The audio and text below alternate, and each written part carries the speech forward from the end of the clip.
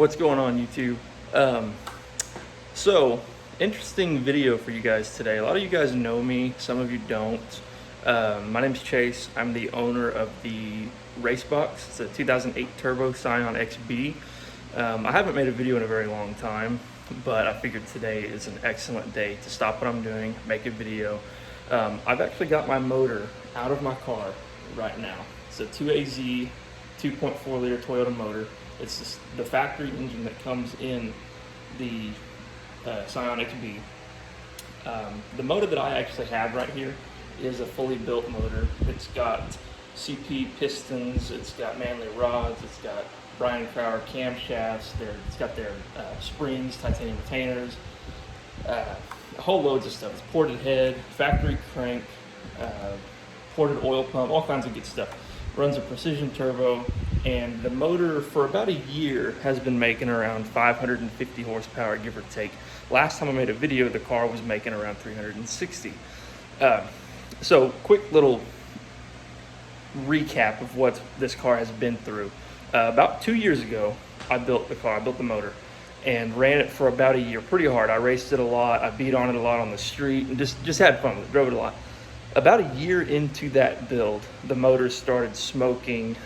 Couldn't really figure out where it was coming from, but I decided to play it safe. I pulled the motor out of the car, I tore it down, and I looked for any signs of worn rings, seals, valve guides, valve seats, anything, or valve seals. I tried to find something that was causing it to smoke, and I couldn't really come up with anything, but I replaced everything, put it back together, and no more smoking. That was great. And I took it to my tuner and I changed my turbo housing, I changed my downpipe size, and we turned the boost up. And the car then made 554 horsepower at the wheels and 430-ish torque.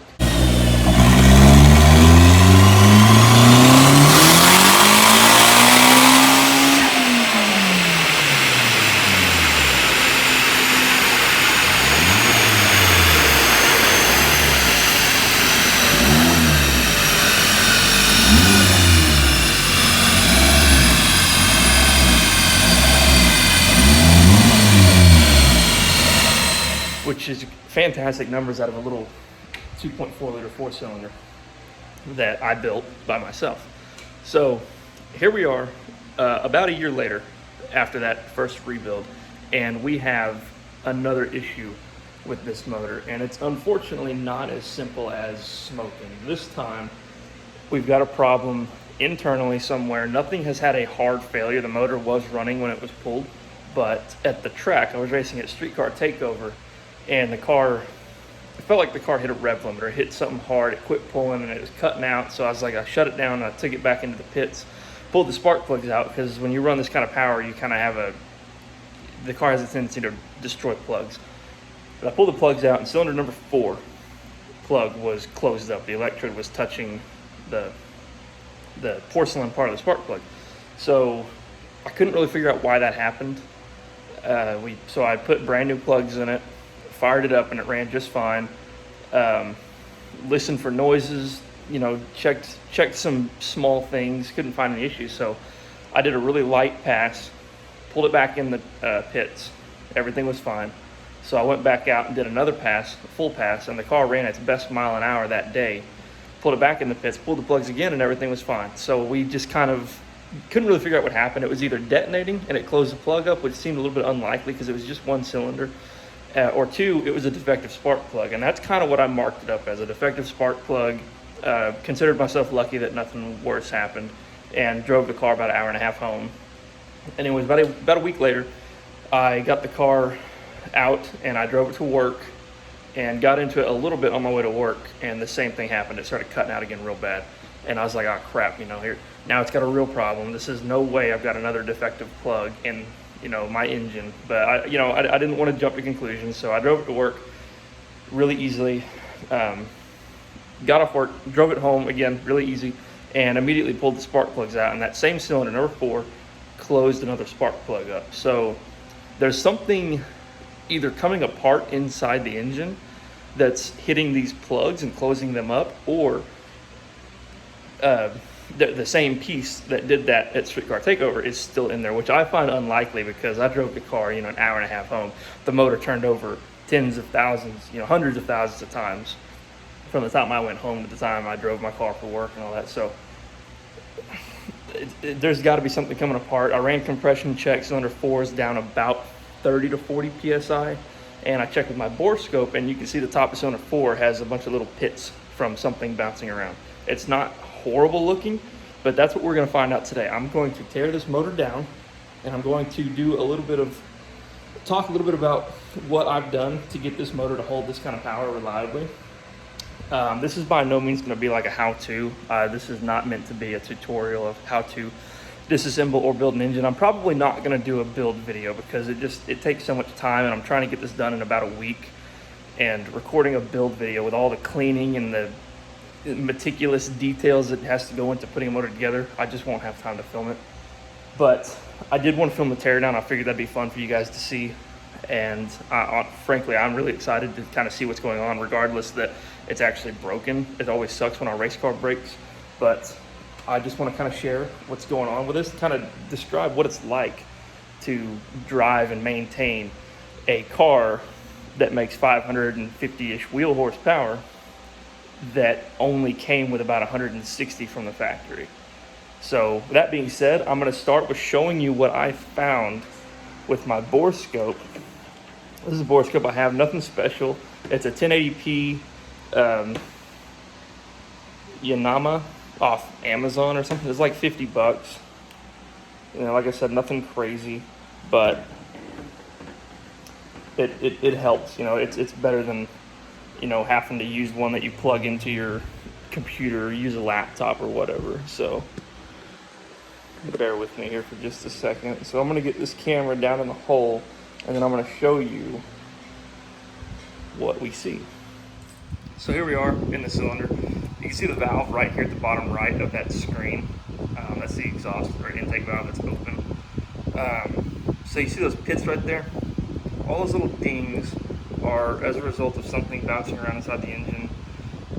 I'm not sure what it is. I do have a couple of thoughts, and one of my thoughts is it's probably a piston coming apart. And the reason I say that is because I still run 93 octane fuel, and it almost right there, kind of like a little valve relief area, looks like that piston's melting a little bit. Again, kind of like middle, a little bit to the right of the bottom of the screen.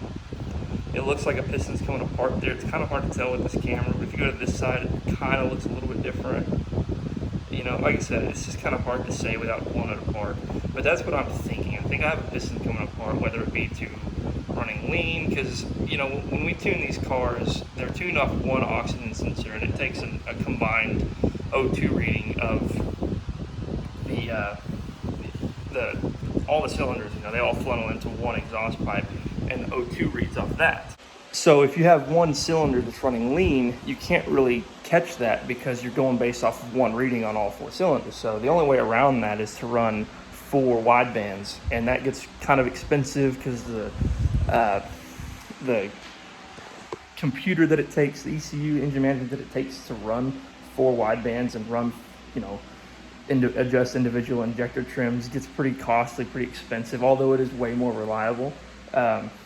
It's just not a setup that I have right now. Maybe one day I can go to that, but until then, this is just kind of what I have to deal with. So it probably ran lean. Maybe it detonated like I was talking about earlier. It's hard to say, but that one cylinder has definitely got an issue going on.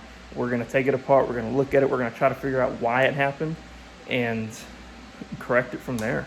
And then I'm going to put this motor back together with all new everything, new seals, new rings, new bearings. Going to have to obviously replace that one piston. Hopefully nothing else has to be replaced, and hopefully the block is still good. That's what's kind of scary. The block is a CSS closed deck block. So if you're unfamiliar with CSS, they do amazing work. They primarily do a lot of Hondas, and they are killing the Honda game with their blocks. They are basically closing stock decks and making like 1,000 horsepower on K-series motors without going to like dart and sleeves and stuff like that. And that's absolutely incredible for the cost, and the reliability that you get is just amazing. If you ever are interested in anything by them, call them. and talk to Jeff. You can tell them I sent you. You don't have to, but you can if you want. He does amazing work. He's a really great guy, really knows his stuff. And this motor right here is a true testament to what they do. Really hoping that I don't need to get a new block as a result of whatever's going on, because that's probably going to be the most expensive thing to replace. But then again, that's just part of it. You know, you race stuff, you build stuff, especially stuff that's not meant to be fast. When you do that kind of stuff, you're going to push the limits, you're going to find boundaries, and you know, we'll see what we come across. Let's get into it. So guys, I'm not really gonna take this whole thing apart on camera. I don't really have a great way to set my camera up and get really good angles. So what I kind of plan on doing is just taking like one thing off at a time and kind of talking about it a little bit. If I can find a way to get a camera set up to where I can try to, you know, get some more details, you know, more lengthy shots of this thing coming apart, I'll certainly do that. But my plan right now, just kind of jumping into it, this is by no means a planned out video. That's kind of like an impromptu deal. I'm just trying to just get this thing apart and show a little bit about it as I go. So just kind of bear with me on that. I'm gonna do the best I can, showing damage and stuff that I find and talking a little bit about it. You know, I can explain some things. I don't really know how in depth I want to go, but you know, I'll talk a little bit about how certain things make power and why I chose to do some things that, you know, over others. So here we are, got the valve cover off. A little bit stuck, it's got the dry gasket. Yeah, there we are. Come on, one more. There we go. Okay, get this off. We've got clean plastic on this table. Taking the engine apart isn't as critical about being clean. You obviously don't want to damage anything getting it apart, but when you put it back together, I can't stress being like clean enough. It is absolutely crucial to be as clean as possible. We're not reusing that gasket, so I'm just going to kind of drop that kind of stuff on the floor. Let me turn my light on. So try to kind of look around and make sure that no metal has been going through the motor. And we can kind of tell by looking at these cam lobes right about the top. I don't see any kind of crazy wear indication that metal's been getting between the cam lobe and the, that's just a little piece of debris that already landed. This is why it's so critical to be clean when putting a motor together, because it already has stuff kind of falling in. There's another one right there, I think. But yeah, this stuff is, it's like a magnet. As soon as you take this thing apart, this stuff will just like gravitate towards it like crazy. So I'm not seeing any metal damage at the tips of these lobes, which is really good. That means my cams are probably fine. More critically, we'll have to look at these bearings, these bearing caps under here, because when the engine's running, everything is pressurized and oil actually comes up through the head in here, and I believe in here too. I can't remember if it's both of these end caps for this motor, but oil will be pressurized. It'll come up in here, and it'll allow oil to get inside the camshaft through holes that are drilled, and the entire camshaft will actually fill with oil, and it'll be pressurized. And each cam journal has a little hole drilled and will allow that oil to seep out and lubricate these caps. So we're going to look at those two and make sure that there's no like wear on the caps or the cam journals, and also these forward bearings. And another thing about this motor, this is a VVTI gear. All this does is uses oil pressure, and the computer kind of controls it. Can advance the cam or retard the cam. I'm not sure how much degrees it does. I don't really like this system because these gears are apparently pretty notorious for having issues and going out. And while they can provide a little bit of horsepower increase with the ability to tune the angle of the cam, I prefer not deal with that. So this gear is actually locked and disabled. There's normally a solenoid that goes right here that controls oil flow, which in turn controls the degree of the timing. That's all deleted on this motor. I just run lock timing, which is more reliable, it's easier to tune, and you know, putting down 550 horsepower is more than enough power. So I don't really care to, you know, go up in, well, I do want to go up in power, but I don't care to have this, you know, to try to get power out of it, because I simply don't need it. I can get power without this. So yeah, not seeing anything crazy. Timing chain is still nice and tight. That's good. Let's go a little bit further, see what else we can find. So this is one of those things that when you take these caps off, you want to do them very little at a time in like an even manner, because what happens is you got these, we'll take this right here, for example, these exhaust or intake valves are actually open. So it's pressing those springs down. That cap is compressed, so that spring has a lot of upward load on this cam. So if I start taking like this cap off all the way right here, it's going to want to put a bind on this cam, and it can actually, these springs are strong enough to actually break the cam right in this area. So we don't want that to happen, obviously. So you have to take them, it's kind of a lengthy process. You just have to do it slowly, one at a time. So that's what we're going to do. We're just going to start with this one cap. We're basically just going to break them loose, okay? And they're not very tight because they do have torque specs. So then we'll move to the next one. Break this one. Break this one. This one.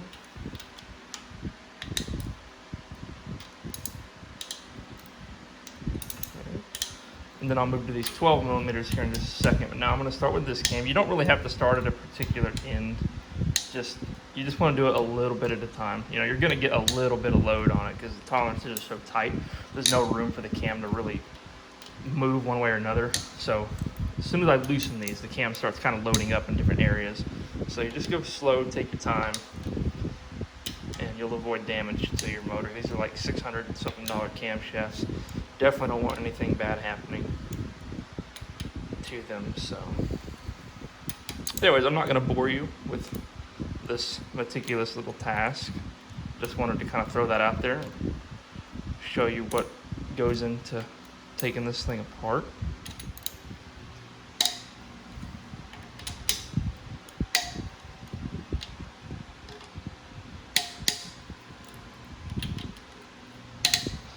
Okay, now we can go slowly. I'll go ahead and back these off a little bit more.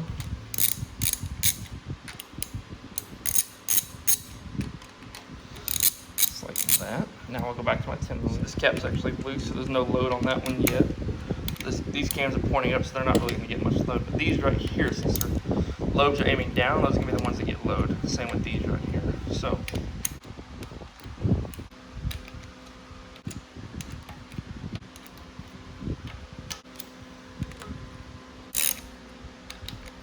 now I'm going to switch to that 12 millimeter and back those off. It's a little bit loose, but we'll back them off. This cap has a dowel pin, so it'll stay down like that a little bit. And also what I'm actually going to do, I'm going to do this first. I'm going to take this tensioner, break these off here. Just like that. And pull these out.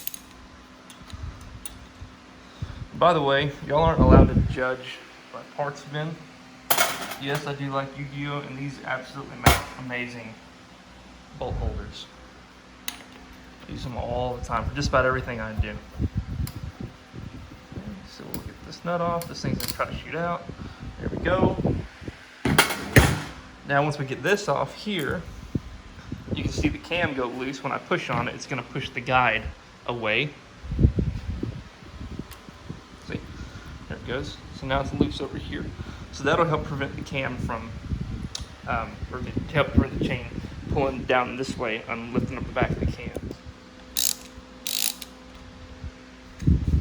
I'll go ahead and use my impact here to just go ahead and just zip these the rest of the way up. And I need to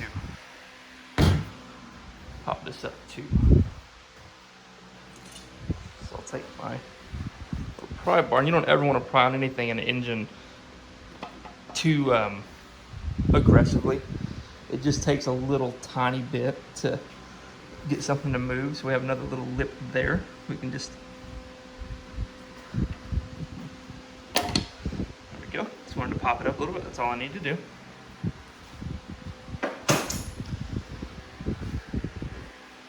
Switch out to this 12mm again. I'm gonna pull those all the way out.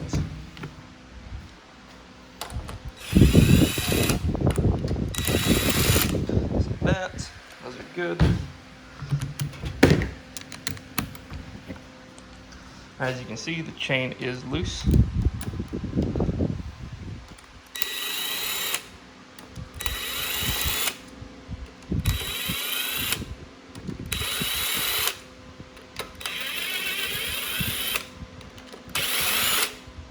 That cam there had all the load. So these caps are actually numbered. The intake side has an I, the exhaust side has an E, and these are in numerical order. You've got 2, 3, 4, and 5. Same for the exhaust side. You get a 5, 4, 3, 2. And these don't have an I or an E because they're actually different. So if you manage to get these backwards, then you've got a big problem. So they'll obviously be the forward ones, then you have 2, 3, 4, 5, 2, 3, 4, 5. Really simple. All right, I've got all the caps off. I don't see any sort of sign that these cams have had wear from metal debris. So that likely means that this was caught really early before any kind of damage could really occur. So that's good. So yeah, there's one hole in the head right there that you can see. Right here, that feeds the cam, and then the second one on the intake cam is right there. So this hole here in the cam will take the oil from the head and will fill the entire cam up. So none of these other ports here, none of these other journals have oil holes. They're all just bare. But each lobe on the cam will have a hole in it, and that's how the whole top end of the cam gets oil. Then of course it'll bleed out the sides here, and that oil will run in the head, and it'll kind of splash around here as the cams are spinning real fast.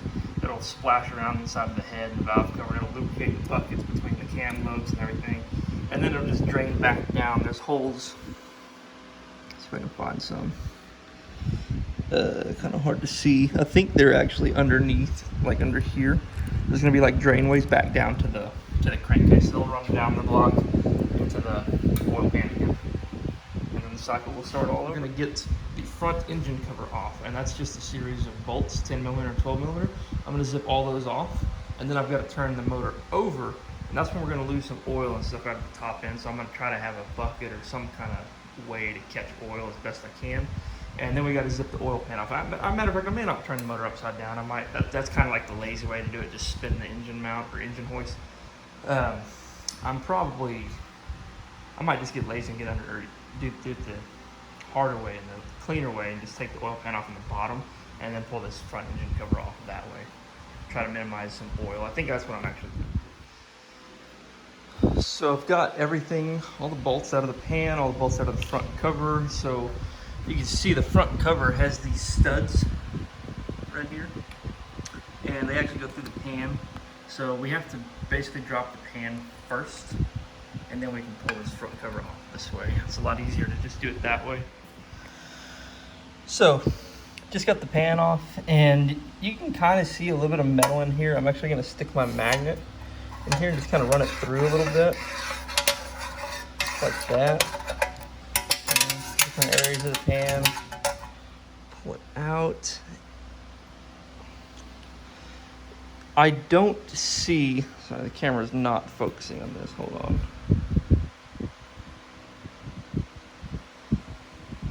I don't see hardly any metal. I got a little tiny piece of, well, that is actually a chunk of metal. Take that back. There's a little piece of metal. Again, it will not focus. There we go. Not sure what that is. I'll look at it closer here in a second. Looks like that's another piece of metal right there. And it is steel since it's magnetic. Those bigger pieces, but I'm not seeing like small fragments of steel, which is kind of a good thing. That tells me that my cylinder walls aren't like being eaten alive, which is good. But I do have these, well,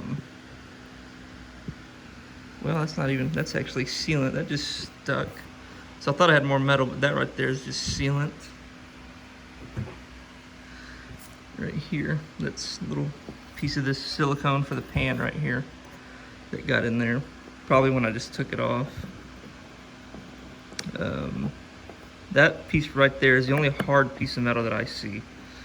Which is, that's a good thing. Magnet does not have any kind of metal on it. So this kind of metallic sheen that we're seeing is likely aluminum, which the pistons are also aluminum. So I said earlier that I think I have a piston coming apart. That is starting to look a little bit more true, which is okay with me because aluminum is softer than steel.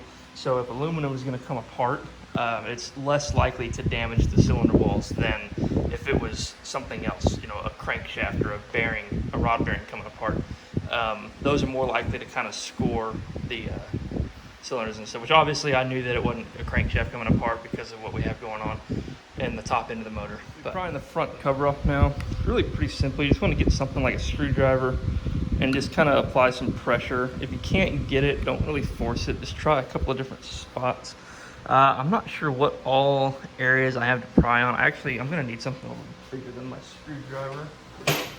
Just go ahead and go to my bar here. I'm going to try this again. You want to be kind of careful what you pry on. See, like how I'm on the cam right here? That's really not the best idea to do. I know I just did that with the screwdriver, but now that I have more load, since the cam's actually not in place, I don't want to like shove it into something and damage anything aluminum.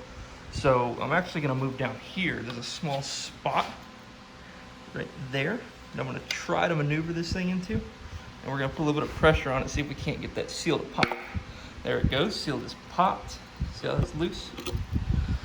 Now we can move on to this side and we can try to find something else. Here's one right here. A little bit at a time. There's that. Now we pretty much got it all. And up here, probably just have to sneak my screwdriver in there now. Yeah. There we go. Now I can just work the screwdriver in. There we go. Front cover is loose. So we can now just pull this off. Oh, I left my bolts on there. There we go. So I got that off. Now, cover looks come right off. There we go. Set this right on our table. All right, here we are.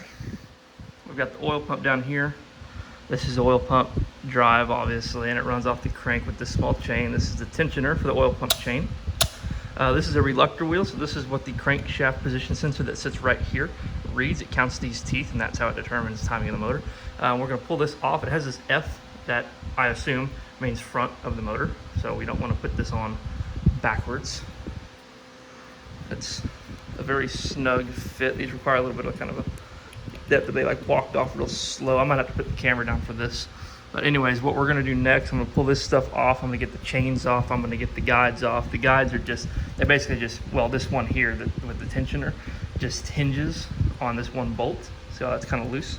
I have not loosened that bolt. That's just how it's designed, so that when the tensioner presses up here, it can actually tension the whole chain. So this one is just a stationary guide that just sits here. And these are relatively new, so I don't anticipate having to replace any guides, chains, oil pumps, nothing like that. However, I am going to take apart the oil pump and I will show how I ported and blueprinted this pump to handle higher RPM flow rates.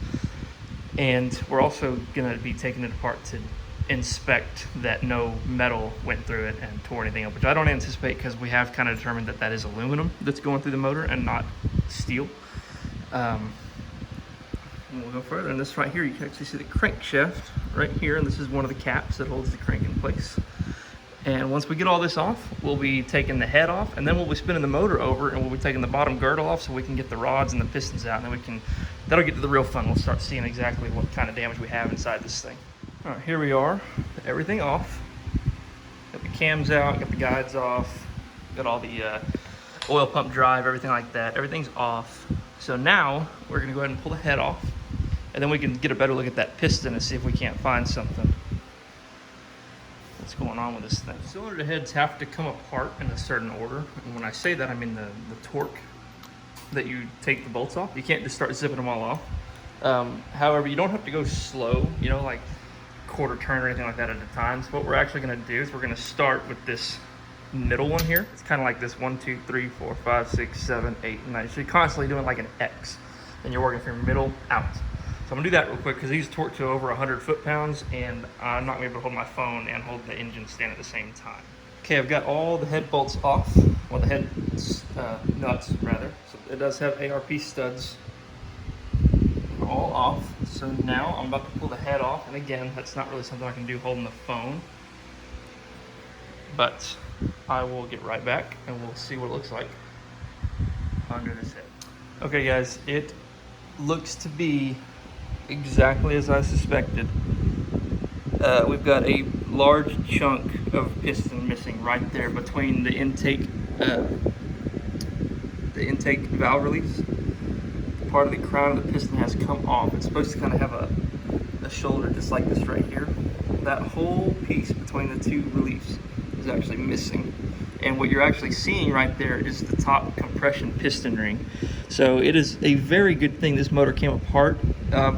Just kind of looking at it real quick, I don't see any kind of damage. I don't feel any kind of damage on the wall right here. That's a really good sign. You can see this peppered stuff right here.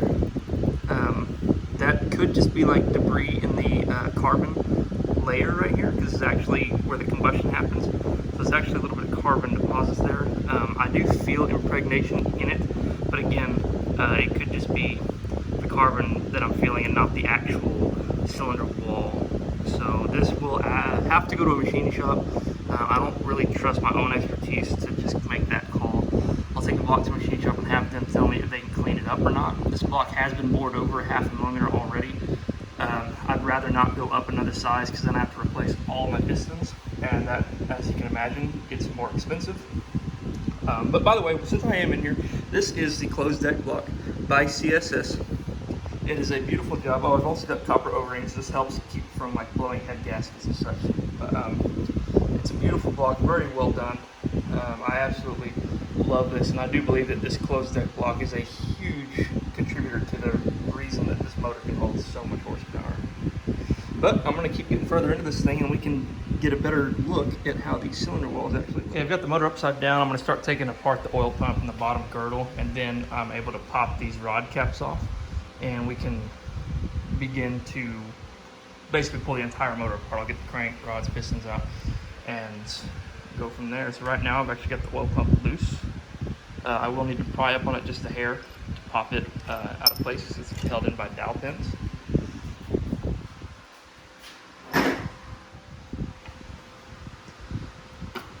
There we go. There should be, oh no, actually I don't think I ran gaskets. I think it's these. Yeah, just a little bit of silicone. So no gaskets on this.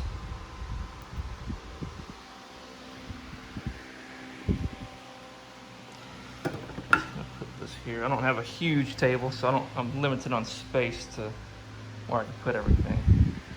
I'm actually gonna pull the oil filter off later. I'm just being too lazy, too excited to get the whole thing apart, and I don't want to mess with it right now. So now I'm going and start zipping all these 12 millimeters out.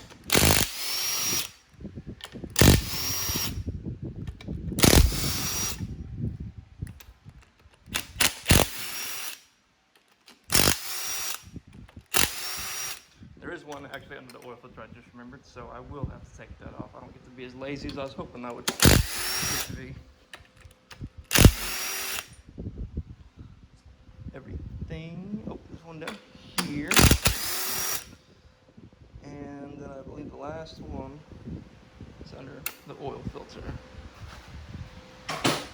Real quick, before I get a little bit further along, I wanted to go back and show something. So I went over the damage that we have right here in cylinder 4. Upon further inspection on the rest of these cylinders, cylinder number 2 has some questioning issues. you can see this piston looks like it's starting to melt a little bit. Why this could be happening, I'm not 100% sure. It could be a tune issue, it could be detonation, I could be running the car in too hot of temperatures. I don't have the most optimum intercooler on the car, and my tuner actually gives me a lot of issues with my intercooler. He always tells me, when are you gonna get a bigger intercooler, when are you gonna get a bigger intercooler? And I'm always like, I'll do it one day. But might be time to just go ahead and do that. As like I said, I'm not really sure why it's doing that. Cylinder 1 looks okay. Cylinder 3 looks okay. However, cylinder 3 almost looked like it's had some kind of a, you know, like something's been hitting the piston. And it very well may have. So I think what's probably going to be best, I haven't looked at the bottom side of the head yet, and I'm actually kind of scared to do that. What I'm probably going to have to do is just buy new pistons. Assuming the block is good, I'll get the same size pistons. If the block is bad, I'll have to go up the size, and I'm kind of dreading that because these O-rings will probably have to be moved, which means I'll probably have to have this CSS redone. I don't know if they can pull this back out. Worst case scenario, I'll have to get a new block, send the block to CSS so they can do the block guard and new O-rings and bore and hone the block to the larger piston size. Not really sure what's going to happen yet. I'm going to have to make some phone calls and talk to some people and get the block inspected. Next, I'm going to flip this head over and I'm going to look at this. Again, I'm kind of scared to do this, but it's part of it. The cylinder head's probably my least favorite part of the engine to work on because that's where all the work is. That being said, the cylinder head's also responsible for all the horsepower. This is exactly what is, you know, will make or break an engine when it comes to horsepower. So the bottom end is just, you know, has to be strong. You can't do much down here that'll actually help with horsepower aside from changing compression ratio in your pistons. But over here, 100% controls the flow of air in and out of the cylinders, and that is what makes horsepower. So if I have an issue with the head, it has to come apart, and it's a lot of work taking all these buckets apart and pulling the valves out. And if I have to replace any valves, say I have bent valves in that cylinder 4, you got to get new valves, and when you got to set the valve, is just setting the valve pattern against the seat is to me, it's a nightmare. It's a lot of work, and I do not like doing it, but I'll do what I have to do. So just give me 1 second, I'll flip this thing over, and we'll check out what's going on with it. So I knew the bottom was gonna be kind of dinged up. It's really hard to tell if it's actually got bent valves. The valves themselves look okay. I mean, like I said, it's aluminum, so it's not a really hard metal that's being, you know, beaten around here. But if the valve is even slightly bent, which is going to be really hard to tell, they'll have to be replaced. So I'm probably going to have to take apart at least this one cylinder, mark the valves, make sure I know where they came from, and bring them to a shop who can check the straightness of them. I know a couple of people who can do that. And if they are bent, then I gotta do a valve job in one cylinder. The rest look okay. Normal use. This is cylinder 3 that I was saying has a little bit of peppering going on. Nothing looks too bad. Cylinder 2 where the piston looks like it's starting to melt. Again, nothing looks too bad here. Same with cylinder 1, looks okay. So the only real concern I have right now is this one here. I can kind of blend these blemishes and stuff, try to make them look a little bit better without, you know, having any kind of effect on performance or reliability of the motor. But I will have to take that apart, I'm sure, just to make sure nothing's going on. So real quick, before I pull these pistons out, I'm going to show you something that's honestly a little bit more critical on motors that have more mileage. But right at the top of the cylinder, you'll get like carbon buildup. And if you take a ring out with a little bit of that carbon buildup still there, you can actually break a ring, which isn't really that big of a deal because if you're pulling the motor apart, you should be replacing the rings anyways. But you don't want to damage a piston either, you know, since a lot of people who rebuild motors will just reuse the same pistons because they usually never have an issue.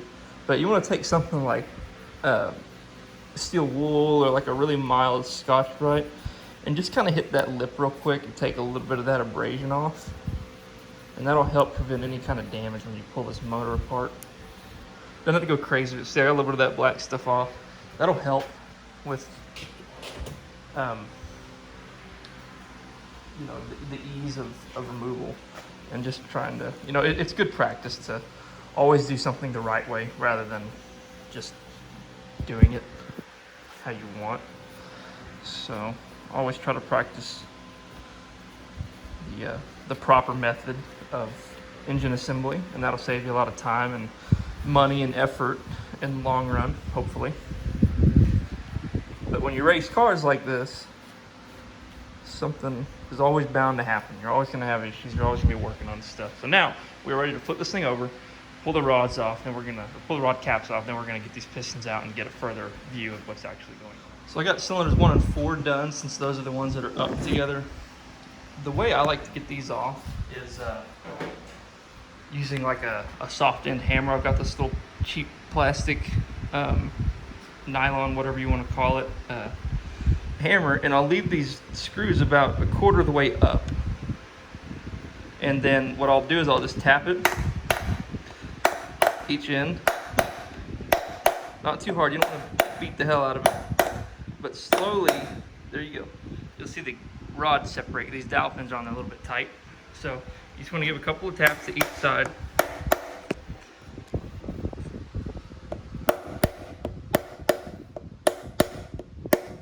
Until you see that piston drop, just like that. So once that's done, you can go ahead and pull the cap off, and you always want to keep these caps facing the right way and keep them with the same piston that they came out with, because they have to go back together. These caps are made to the rod. They actually hone the hole where the bearings go, and they are made specifically for the rod that they came off of. So that's very important. I've got the entire engine completely apart. Crank is out, all the crank caps, rods, pistons, everything's out. Got it all laid out over here on the table. Just going to kind of inspect everything real quick, see what's going on. I did notice here, this is the same cylinder that had the broken piston, number 4. Looks like it's got some debris, maybe tore up the bearing a little bit. Top side doesn't look too bad, but since I'm already in here, I'm going to replace all the bearings anyways. The crank looks okay. This is the number 4 bearing. Not too bad. The crank's really, really hard steel. It's forged, so it takes a lot for a journal to just kind of destroy itself. But this is the piston though that we're concerned about. I did notice the ring right here. The top ring starts there and ends here, so the ring did break. That could be a cause of the piston breaking. I know if these rings touch each other, which they are filed to meet a certain specification, they call it end gap. If they do touch, they can cause things like this to happen. Broken pistons, ring lands, all kinds of issues. So that it's possible that's what's going on.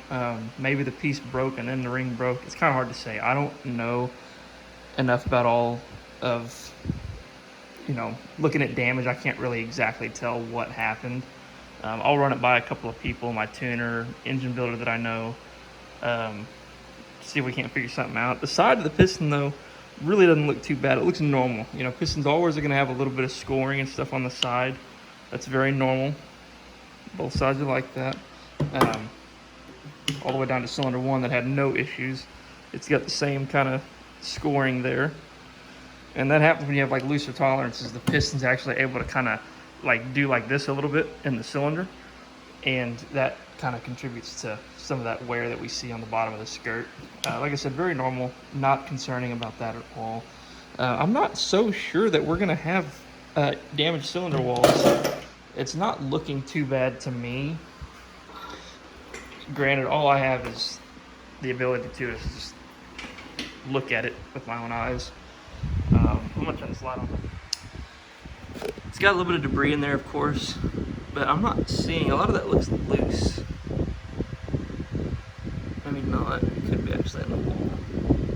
Yeah, it's not wiping off, so it is loose, but it's not loose, but I do not feel anything at all. I can't feel it actually sticking out or anything, so it could be that the block could be put in a honing machine and it could clean it right up. I don't know. Like I said earlier, I'll send this to a machine shop that does blocks, performance blocks and stuff. And I'll let them be the judge of that. I am thinking the block's going to be salvageable, which is good news. I still have to get all my pistons. I'm going to do that just because of this issue we see here. That looks pretty nasty.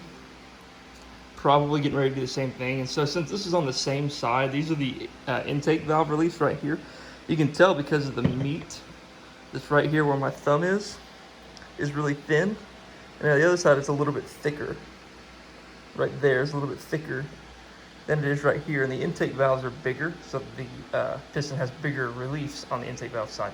And that's the same side that broke on cylinder 4, so I'm assuming that this is probably some kind of a heat-related or tune-related issue. The car doesn't run lean. Like I said, it doesn't run lean off the 102 wideband that we have. It stays around 10.5 to 11 at max and boost, which is really good. Matter of fact, it's kind of on the conservatively rich side. So it's probably a heat issue, maybe a detonation issue. It's really kind of hard to say. You know, I do run pump gas at 550 horsepower in this little 4-cylinder. That's absolutely on the limit of pump gas. I shouldn't be doing it, but I do. And the only reason I do, which isn't a very justifiable reason, but I don't have much E85 near me. So for me to get E85, it's like a 35, 40-minute drive. So I usually just don't want to deal with it. But this time around, I am going to tune on E85. That'll help me keep miles off the car, and that'll also help me run a safer tune, as well as push a little bit more power. So this time around, I'm going to try to get around 600 horsepower. We'll see what happens. I got to change a few things on the car before I can really achieve that. But I did want to run over real quick before I let you guys go what we have in the car, what all I've done. When I built the motor 2 years ago, it was, we got rid of the old crank and I bought a brand new factory Toyota crankshaft. The only thing I did to this crankshaft is right here. You see this? It normally has a big gear that's cast into this shaft. And I cut this gear off because so what that gear does is it drives balance shafts. 4 cylinders, a lot of them have these balance shafts, and all they do is they help kind of reduce like some of the vibrations that the driver or the occupant might feel inside the car. And they do it for like comfort and, you know, stuff like that, so the driver doesn't feel a whole lot of vibrations and issues. So I got rid of that gear, and by cutting that off, I lost about 2 pounds off the crank, if I remember correctly, somewhere around that. It's about 2 pounds of weight. Also deleted the balance shafts, of course, so that's a lot of weight the motor doesn't have to spin. So that's about all with the crankshaft. Other than that, it's stock. It's not knife edge. It's not stroked or anything like that. We have Manley I-beam rods. These are rated at over 1,000 horsepower. I think they might be rated at 1,200 with polished sides. And the reason I polish the sides is because if they have any sort of imperfection, that can actually give the rod a place to start bending or tearing. So it's a very, very minor thing you can do to try to, you know, add a little bit of assurance that nothing will happen. Everything was weighted, balanced, and within like a half a gram or something like that. It's got CP Carrillo 9-to-1 pistons. Obviously these are going to be replaced, but I'm going to try to stay with these. They are 89 millimeter, so they're half a millimeter over the stock bore. That's just a little bit of sealant, no issue. It's got upgraded wrist pins. These are, if I remember correctly, they're 200 wall, 0.200 wrist pins, so they are upgraded. I have no idea what their power rating is, but it's far more than I'll ever push in this motor. Brian Crower stage 3 cams, and I'm not the kind of guy that likes to say stage upgrades, but that's what Brian Crower calls them. They're 280 on the intake cam for duration and 272 on the exhaust cam for duration. Like I said, it is variable on the intake cam, but I have that locked, so it's just a straight timing. Blueprinted oil pump. I'm not going to pull that apart just yet because it's really hot in my garage and I'm ready to go inside and take a little break. I've been out here for a few hours doing this. It's got brand new timing chain, brand new guides, stuff like that. What else? And of course, like I showed you all the block earlier, it is closed deck. That's all that's done to the block besides the ARP head studs, and it has ARP main studs as well. The rest of the stuff is in the cylinder head. Like I said, it's got Manley valves. They're stainless steel, standard size. They're not upsized or anything like that. It's got the Brian Crower springs, titanium retainers. We did have to do a lot of modifications to the head to get these parts to fit. They were absolutely not a, drop in and go. We had to cut the head for the spring seats. We had to cut the head for the cams to clear the valve bucket low. There's like the aluminum in the valve bucket where the cam rotates and pushes the bucket down. We had to actually cut some aluminum out of that so the lobe of the cam doesn't hit that aluminum in the head. We also had to, what else we have to do? Obviously we had to set the valves and everything like that. That was a big pain in the ass. And we also ported the head on the intake and the exhaust side. The intake side is not really aggressively ported, but it doesn't need to be on forced induction because that air is actually under pressure. So when that air is being forced in there, the flow of the head is actually pretty, it doesn't really matter on the intake side because it's being forced in there. The exhaust side, however, is where the piston has to push all that air out, and the exhaust side is very aggressively ported. I'll kind of show you real quick on this side. Oh, that's the intake side. Well, you can see the intake side real quick. It does have shaved injector ports. Normally there's a little hump right up here where the fuel injector would sit. Those are shaved. Okay, you can see the stainless valves down in there. On the exhaust side, it is gasket matched to the Conitec gasket. Pull one of these things out. It's a pretty big port, as you can see. I mean, bigger than a golf ball. And the factory port is about a 1/2 inch diameter smaller than that. So very significant. That helps a lot with power and a lot with efficiency. I do run a precision turbo, 57 millimeter intake and exhaust housing size. It's a 0.82 AR housing, so it flows a little bit better. Still has great, or minimal lag, I should say. It's a really good setup. I'm curious how it's going to act when I make these few changes, but I'm really excited to kind of share this with you guys. I want to thank everybody for watching, and let me know like what else you guys want to see. I'm not super into this whole YouTube thing yet because it takes a lot of time,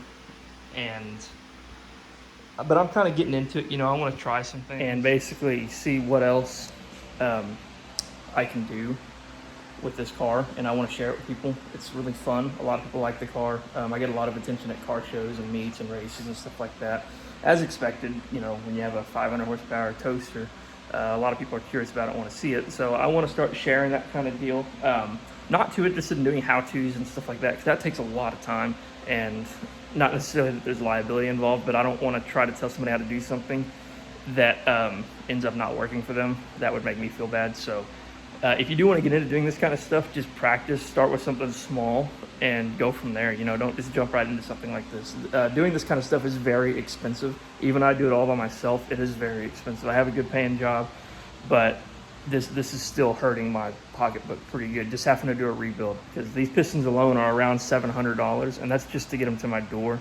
To get them back in the engine, I've got to do some machine work, and I've got to make sure everything's good, and I also have to invest a lot of my time, and it all adds up. You know, it all costs money. So that's where we're at. That's what I'm gonna leave you guys off with. Once again, thanks for watching. Comment below anything you want to see on this car. I know this update's been a long time coming. I think it's been 2 years, something like that. This is where the Racebox stands right now. Yeah, thanks for watching. Subscribe and be on the lookout for more videos, because I'm going to do a lot more stuff with this car this time around, because it's going to be a whole different monster once I get it on E85 and change some things up. Anyways, thanks again. I'll see y'all later.